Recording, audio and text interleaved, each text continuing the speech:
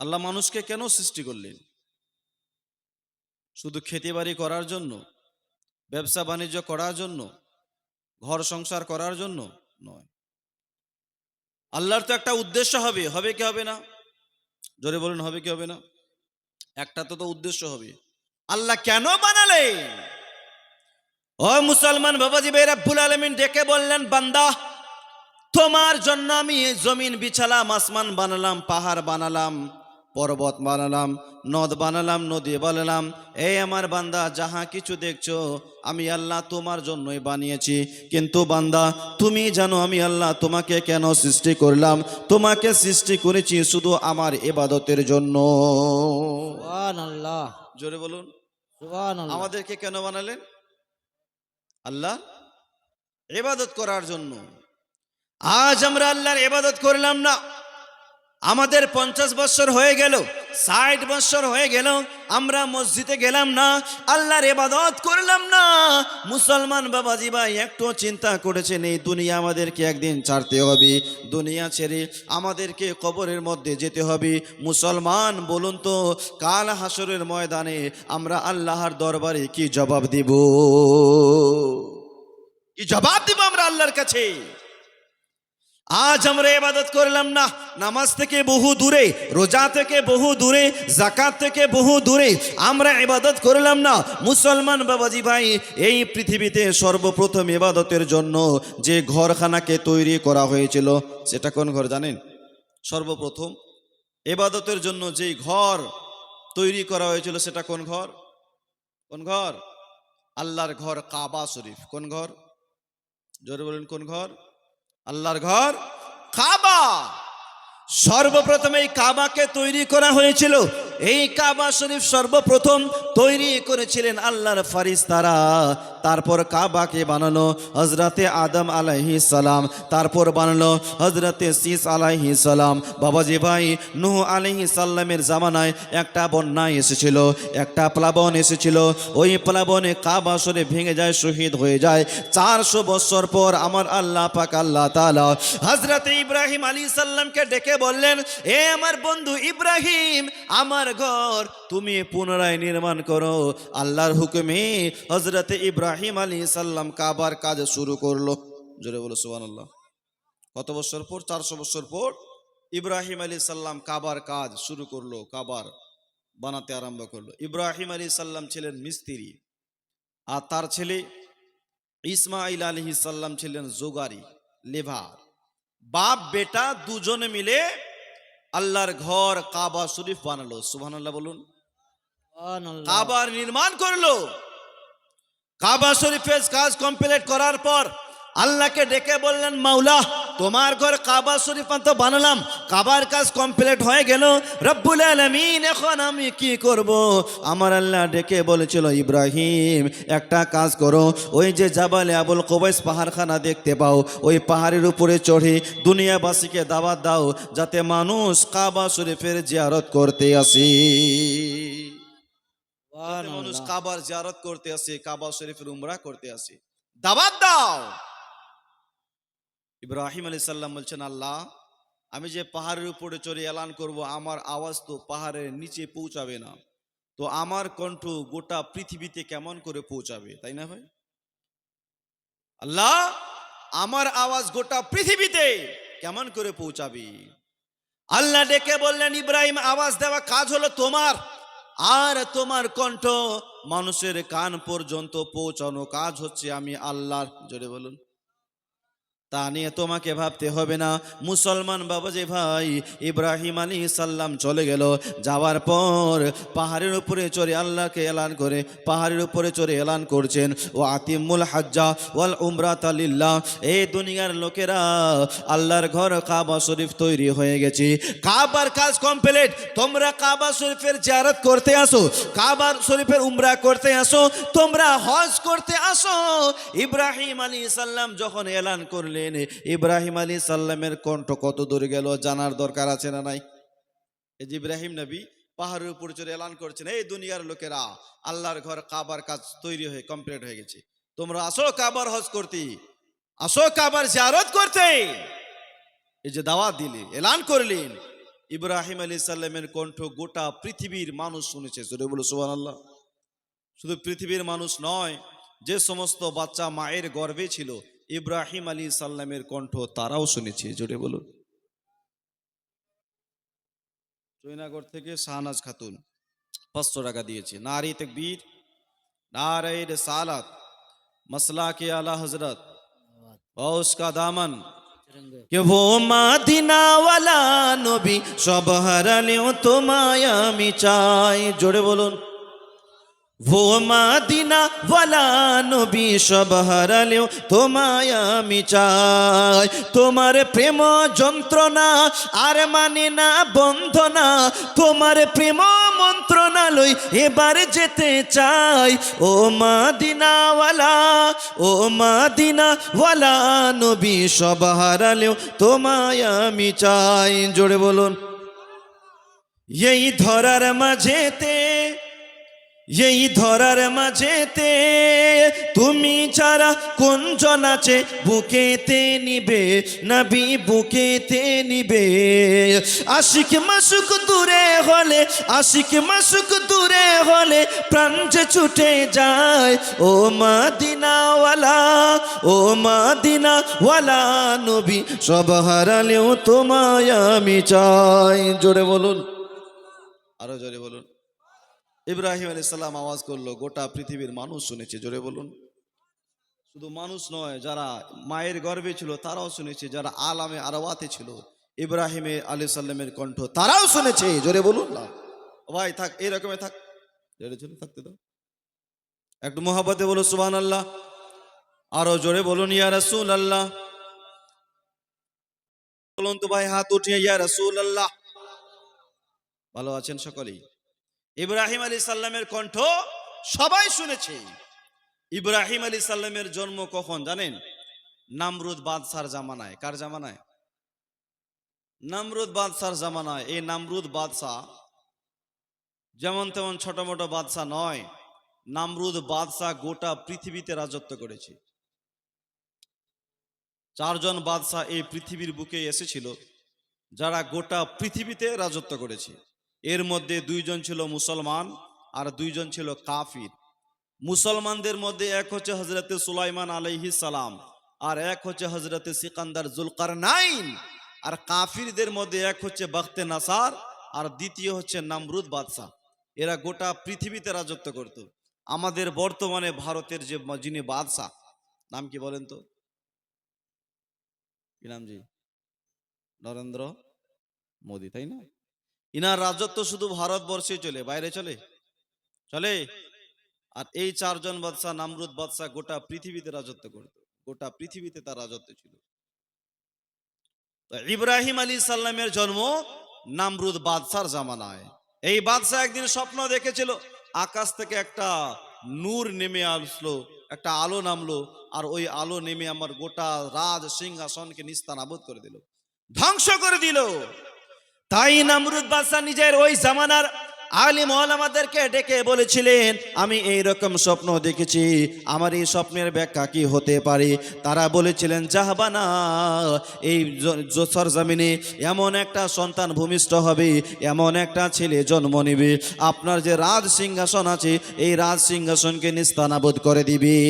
তাই নামরুদ বাদশাহ এলান করলেন, ছেলে সন্তান হলেই খুন করে দাও, ছেলে সন্তান হলে জিন্দা জীবিত তাকে কতল করে দাও। মুসলমান নামরুদ বাদশাহ এই নিয়ে কিছু লোককে আপনার ডিউটিতে লাগিয়ে দিলেন, কিছু মানুষকে চাকরি দিলেন, আবার কিছু দায়কে বাড়ি বাড়ি লাগিয়ে দিলেন, ছেলে হলেই খুন করে দাও। এরই মাঝে ইব্রাহিম আলাইহিস সালামের মা গর্ভবতী। নামরুদ বাদশাহ এলান করেছে, যদি ছেলে সন্তান হয় তাহলে জিন্দা জীবিত কতল করে দাও। মুসলমান ইব্রাহিম আলাইহিস সালাম মায়ের গর্ভে মা জননী ইব্রাহিম আলাইহিস সালামকে জন্ম দিবেন, তাই মা বাড়ি ঘর ছেড়ে এক পাহাড়ি এলাকায় হযরত ইব্রাহিম আলাইহিস সালামকে জন্ম দিল, জোরে বলুন। পাহাড়ি এলাকায় ইব্রাহিম আলাইহিস সালাম ভূমিষ্ঠ হলো। মা প্রতিদিন যায় আর বাচ্চাকে দুধ পান করিয়ে চলে আসে। এইভাবে প্রতিদিন যায়, মা জননী সন্তানকে দুধ পান করিয়ে চলে আসে। কারণ যদি নমরুদ বাদশা জানতে পারে আমার ছেলে সন্তান হয়েছে, পুত্র সন্তান হয়েছে, তাহলে আমার ছেলেকে জিন্দা জীবিত ছাড়বে না, জিন্দা ছাড়বে না। তাই মা ওইখানেই যায়, আর সন্তান রাত্রিবেলা একাই থাকে। সুবহানাল্লাহ বলুন।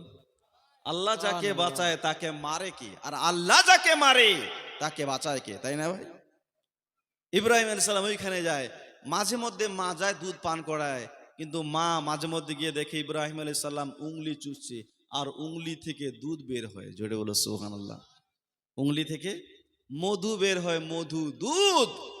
আর এতে ইব্রাহিম আলাইহিস সালামের খিদা মিটে যায়। ও মুসলমান বাবাজি ভাই, ইব্রাহিম আলাইহিস সালাম ওইখানেই 17 বছর কিংবা 13 বছর ওইখানে লালন পালন হলো।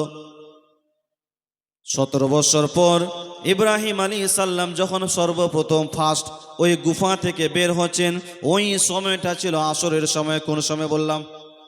আসরের সময়। ইতিপূর্বে গুফা থেকে কোনোদিন বাহিরে বের হয় নাই মুসলমান। ইব্রাহিম আলাইহিস সালাম যখন বাহিরে বের হলো, বের হতে নাই আকাশের মধ্যে সূর্য দেখতে পেল। মাকে ডেকে বললেন, মা এই যে আকাশের মধ্যে এটা দেখা যায় এটার নাম কি? মা বললেন, বেটা এটা হচ্ছে সূর্য। তো ইব্রাহিম আলাইহিস সালাম কি দেখছেন, কওমের লোকেরা, ওই জামানার মানুষেরা আপনার সূর্যের পূজা করছে, ওম নমো নমঃ ভগবতী পূজা করছে, সূর্যের পূজা। ও মুসলমান বাবাজি, ইব্রাহিম আলাইহিস সালাম বলেন, এই কওমের লোকেরা, যে ডুবে আবার উঠে সে কি খোদা নাকি? খোদা তো তিনি যিনি চাঁদ সূর্য সপ্তম আকাশ সপ্তম জমিনকে সৃষ্টি করেছেন। খবরদার তোমরা সূর্যের পূজা করো না। যখন রাত হয়ে গেল মানুষ চন্দ্রের পূজা করছে। ইব্রাহিম আলাইহিস সালাম বললেন, চাঁদ সূর্য কোনোদিন খোদা হতে পারে না। খোদা তো তিনি যিনি সপ্তম আকাশ সপ্তম জমিনকে সৃষ্টি করেছে। খবরদার খবরদার তোমরা চাঁদ সূর্যের পূজা করো না, এক আল্লাহকে পূজা করো, এক আল্লাহর ইবাদত করো। মুসলমান, ইব্রাহিম আলাইহিস সালামের এক চাচা ছিল যার নাম হচ্ছে আজার। কি বললাম? আজার। ও নিজ হাতে মূর্তি বানায় আর ওই মূর্তির পূজা করে। একদিন ইব্রাহিম আলাইহিস সালাম, চাচা কি করছেন? ইব্রাহিম, দেখতেই তো মূর্তি বানাচ্ছি। ইব্রাহিম আলাইহিস সালাম বললেন, চাচা নিজ হাতে বানাও, আবার ওর পূজা করো। যে এক জায়গা থেকে অন্য জায়গায় যেতে পারে না, যে কথা বলতে পারে না, শুনতে পায় না, গো চাচা এই মূর্তির কেন পূজা করছেন? এক আল্লাহর পূজা করেন না। তো তার চাচা আজার বললেন, ইব্রাহিম, আমার মূর্তি যদি তোমার এক আল্লাহর সাক্ষী দেয় তাহলে আমি তোমার কালেমা পড়ে মুসলমান হয়ে যাব। জোরে বলুন। আমার মূর্তি যদি তোমার এক আল্লাহর সাক্ষী দেয় আমি কালেমা পড়ে নিব। তাই ইব্রাহিম আলাইহিস সালাম হাত দুখানা উত্তোলন করে আল্লাহর কাছে দোয়া করলেন। মুসলমান, যতগুলো মূর্তি ছিল সমস্ত মূর্তির জবান থেকে বের হয় লা ইলাহা ইল্লাল্লাহ ইব্রাহিম ও খলিলুল্লাহ। মূর্তি কি কথা বলতে পারে? কথা বলতে পারে ভাই? ইব্রাহিম নবী যখন দোয়া করলেন তো সমস্ত মূর্তি কথা বলছে লা ইলাহা ইল্লাল্লাহ ইব্রাহিম খলিলুল্লাহ। এইরকম মুজিজা দেখে চাচা আজার বলছেন, ইব্রাহিম তুমি বড় জাদুঘর। আস্তাগফিরুল্লাহ বলেন, তুমি বড় জাদুঘর। তার চাচা আজার তবুও কালেমা পড়লো না। নমরুদ বাদশার জামানায় বছরে একটা সালানা মেলা হতো, সবাই মেলায় যাচ্ছেন। লোকেরা বললেন, ইব্রাহিম তুমি কি মেলায় যাবা না? ইব্রাহিম আলাইহিস সালাম বললেন, ভাই আমি মেলায় যাব না, আমার শরীর ভালো নাই, স্বাস্থ্য ভালো নেই, তোমরা মেলায় যাও। লোকেরা বললেন, ইব্রাহিম তুমি যেহেতু মেলায় যাবা না তো মূর্তিখানায় পাহারা দাও, আমরা মেলায় যাচ্ছি। সবাই মেলায় চলে গেল। ইব্রাহিম আলাইহিস সালাম যখন মূর্তিখানে বুতখানায় গেল, দেখছে ওইখানে এক একটা বুত এক এক রকমের, এক একটা মূর্তি এক এক রকমের, কারো 7টা হাত, 10টা হাত, 12টা হাত, অনেকগুলো মূর্তি। মূর্তির সামনে থালাতে কলা, আপেল, সেব, আঙ্গুর, অনেকগুলো ফল রাখা আছে। তো ইব্রাহিম আলাইহিস সালাম বাচ্চা ছেলে মূর্তির দিকে তাকায়, তো বলছে এগুলো হা করে আছে, খায় না কেন? প্লেটে সব রাখা আছে, কলা আছে, আপেল আছে, আঙ্গুর আছে, মিষ্টি আছে, এগুলো খায় না কেন? ইব্রাহিম আলাইহিস সালাম একটা থালা নিয়ে একটা থালা হাতের মধ্যে উঠালেন। ইব্রাহিম আলাইহিস সালাম মনে মনে ভাবছেন হয়তো লাগাল পাচ্ছে না, তাই ইব্রাহিম আলাইহিস সালাম মূর্তির মুখের সামনে থালাটাকে বলে, আরে খা, না হয় কথা বল। মূর্তি খায় না, কথায় বলে না। ইব্রাহিম আলাইহিস সালাম বললেন, খা, না হয় কথা বল, না হলে এক্ষণে খবর আছে। খা, না হয় কথা বল, দুটার মধ্যে একটা ক। মূর্তি খায় না, কথাও বলে না। ইব্রাহিম আলাইহিস সালাম বলেন, এত বড় সাহস, কথা বলবে না? দাঁড়াও, এক্ষণে তোমাদের মজা দেখাচ্ছি।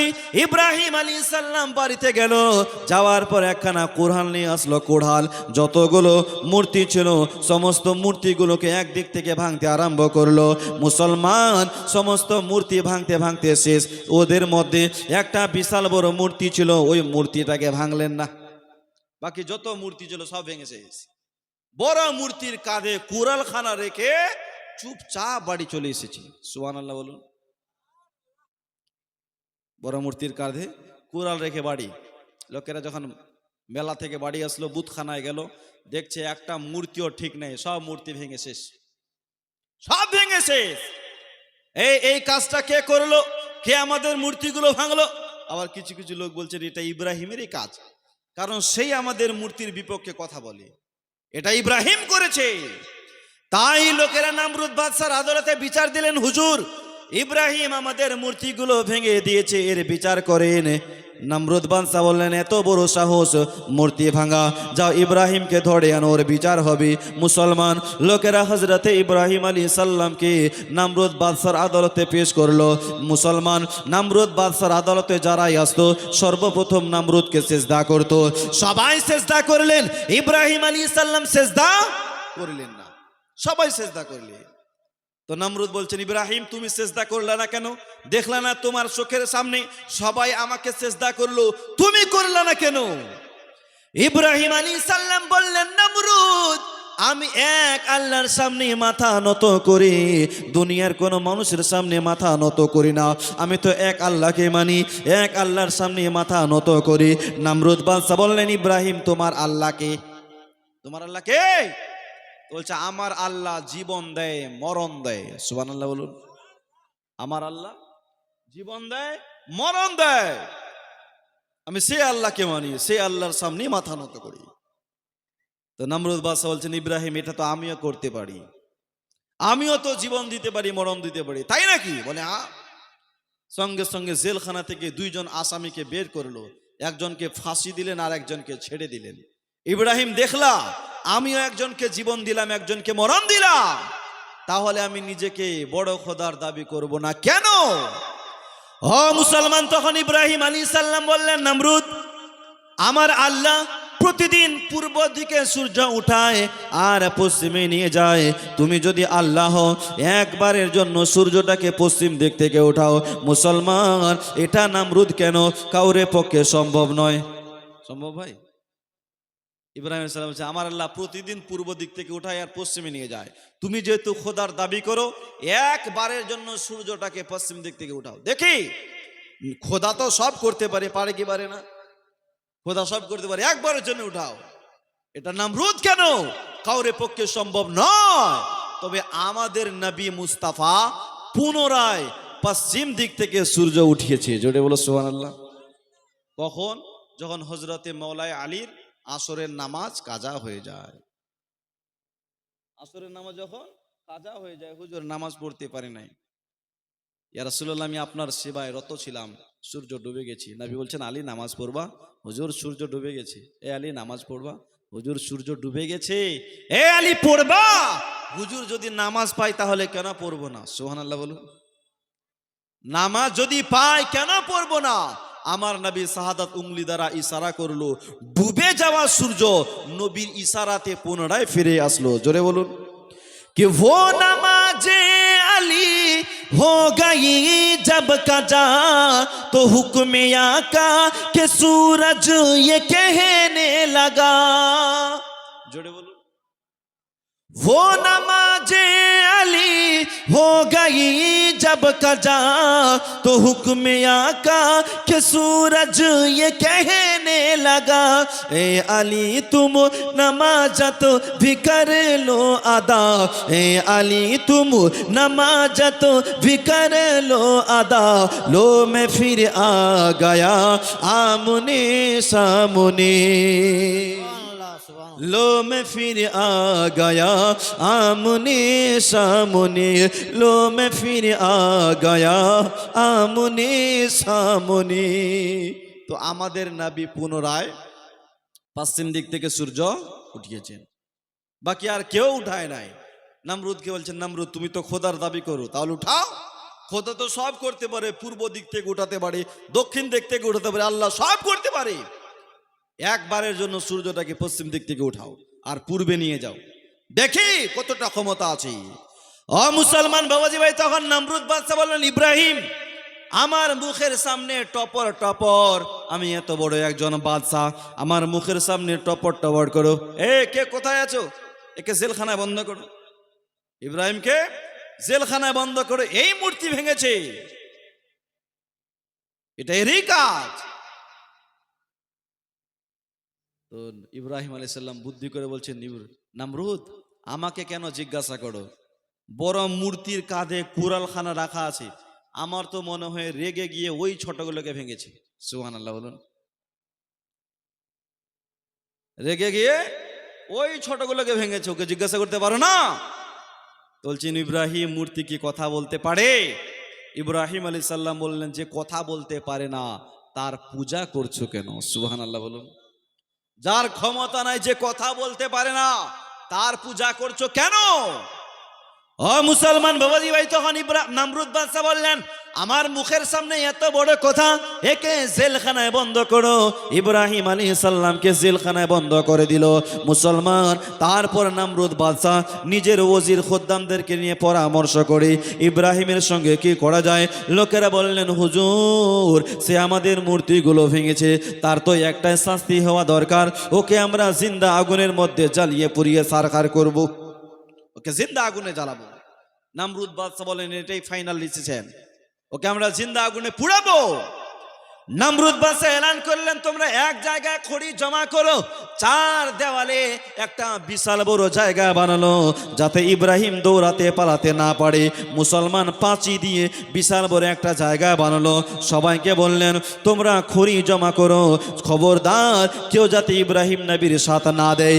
যেই লোকটা ইব্রাহিম নবীর সাথ দিবে, ওই আগুনের মধ্যে ইব্রাহিমের সঙ্গে তাকেও জ্বালানো হবে। খবরদার ইব্রাহিমের সাথ তোমরা কেউ দেবা না। মুসলমান খড়ি জমা হলো, কয়েক মাস ধরে আগুন তৈরি করলো। আগুন যখন কমপ্লিট, এইবারে হযরত ইব্রাহিম আলাইহিস সালামের হাত পা গুলো বেঁধে দূর থেকে আগুনের মধ্যে চালিয়ে দেয়।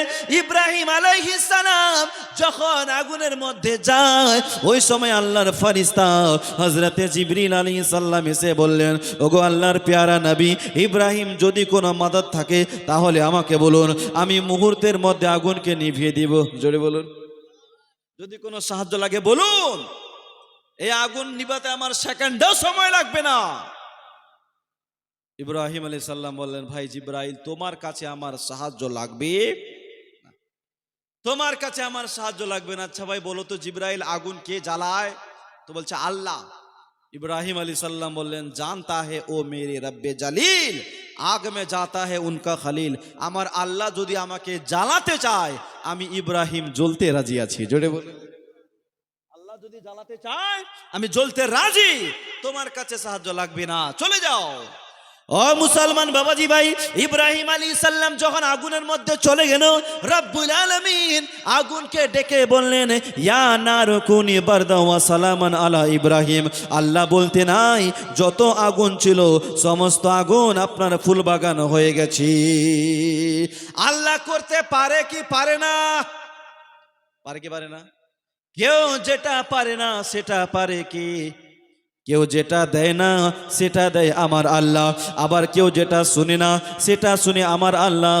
এত বড় আগুনকে আমার আল্লাহ পাক আল্লাহ তাআলা ফুল বাগান বানিয়ে দিয়েছে। মুসলমান, এই জন্যই তো রাব্বুল আলামিন সব কিছু করতে পারে।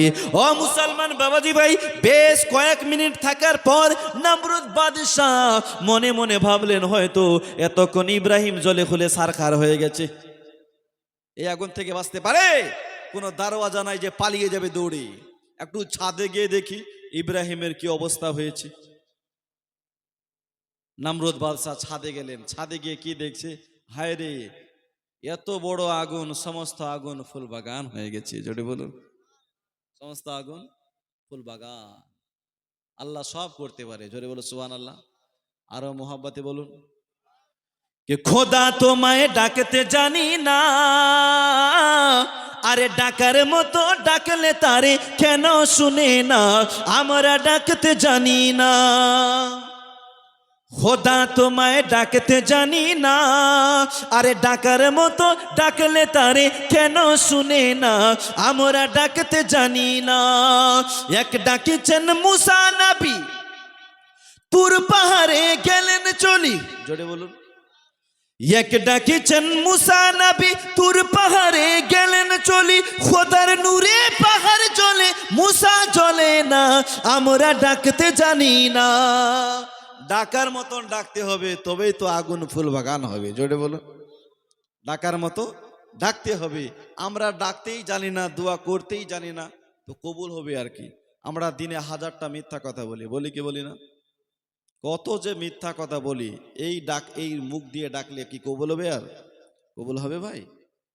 হক কথা বলেন, সত্য কথা বলবেন, কথা বলেন, আপনি যা আল্লাহর কাছে চাইবেন আমার আল্লাহ আপনাকে তা দিবে। জোরে বলো সুবহানাল্লাহ। আল্লাহর ওলিরা রাজি করেছে বলে তো আল্লাহ পাক আল্লাহ তাআলা তাদের কথা শুনছে। রাজি করার মতন করতে হবে। ও মুসলমান বাবাজি ভাই, ইব্রাহিম আলাইহিস সালাম যখন আগুনে গেলেন, রব্বুল আলামিন সমস্ত আগুনকে ফুল বাগান, নমরুদ বাদশার যখন উপরে ছাদের উপরে গেলেন, গিয়ে দেখছেন কি সমস্ত আগুন ফুল বাগান হয়ে গেছে। নিজের বেটি ছিল এক রাগাফা, কি নাম বললাম? নমরুদের এক বেটি ছিল রাগাফা। ছাদ থেকে দেখি অবাক, নবীর মৌজিজা দেখে অবাক, যে এত বড় আগুন ফুল বাগান কেমন করে হলো? নবীর মোহাব্বতে কালেমা পড়ে ওর বেটি রাগাফা আগুনের মধ্যে ছাপ দিয়ে দিয়েছে। জোরে বলো সুবহানাল্লাহ। নবীর মোহাব্বতে নমরুদের বেটি রাগাফা ঝাঁপ দিয়েছে, তো নমরুদের বেটি রাগাফাকেও আগুন পুরাতে পারে নাই। জোরে বলুন, এতে কি বুঝলাম?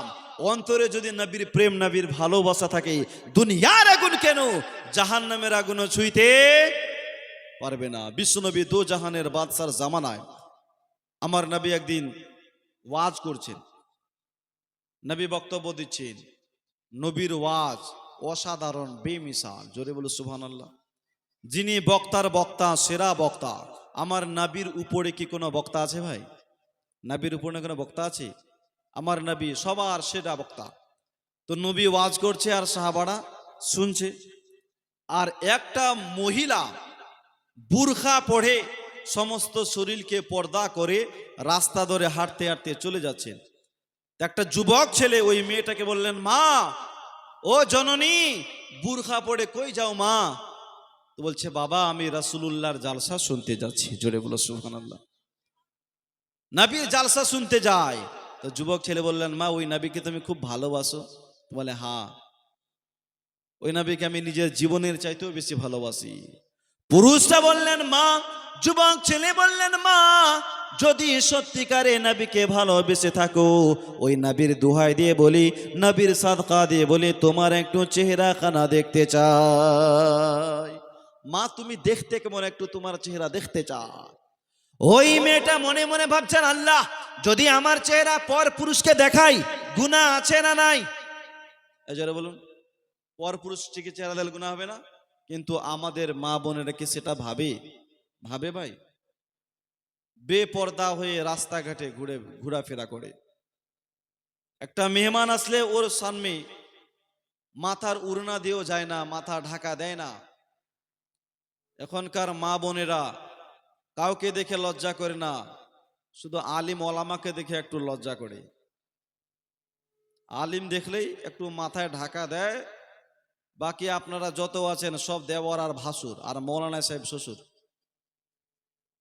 মানে মৌলানাকে দেখলে শ্বশুর মনে হয়, যেগুলো মৌলানাগুলো শ্বশুর, একটু ওদেরকে দেখে একটু ঢাকা দিই। বাকি সাধারণত মানুষ কাউকে লজ্জা পায় না, বেপর্দা হয়ে ঘুরে বেড়ায়। মুসলমান বাবাজি ভাই, এমন যুগ জামানা পড়ে গেছে, এমন যুগ জামানা চলে এসেছে, রাস্তায় চললে পুরুষ মহিলা চিনা যায় না। কথা বলেন। এখন কিছু পুরুষ আছে, এরা মহিলাদের কাপড় পরে, পরে কি পরে না। আর কিছু বোন আছে, এরা পুরুষের কাপড় পরে, প্যান্ট শার্ট। প্যান্ট শার্ট পরে না, প্যান্ট শার্ট জিন্স প্যান্ট, রাস্তাঘাটে ঘোরাফেরা করে। আমাদের পার্শ্ববর্তী শহর রায়গঞ্জ, কত মেয়ে প্যান্ট শার্ট পরে রাস্তায় ঘোরাফেরা করে। পেছন থেকে